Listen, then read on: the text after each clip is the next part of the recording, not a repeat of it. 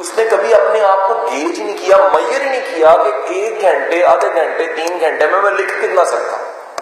گزارش میری سمجھ نہیں سمجھ رہے. یا میں اسے کہتا ہوں کہ بیٹا پیپر اٹمپٹیشن کا میتھڈ تمہیں پتہ ہے، کلوزنگ کیسے کرتی ہیں، شارٹ کوسچن کا آنسر کیسے دینا ہے، یہ سب چیزیں سر سکھا دیجیے.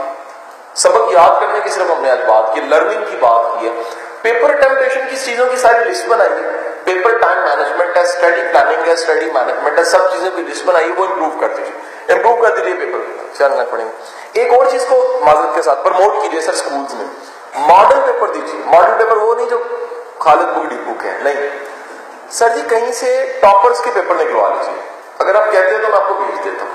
ٹاپرز کے پیپر جو سے کپس ایک آسانی کر رہا ہے، کپس کی جو ورک شاپس ہیں بچوں کے لیے، اس میں وہ اپنے ٹاپرز کے پیپر دکھاتے ہیں.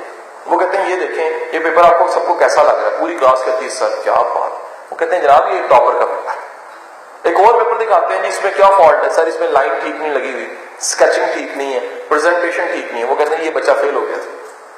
سو آپ کے پاس اگر ماڈل پیپرز ہوتے ہیں کچھ، تو آپ وہ بچوں کو دیجیے. ہر ایک کا حق ہے نمبر لینا، تو وہ اس سٹائل کو کاپی کر کے اپنے نمبر بہتر بنا سکتے ہیں.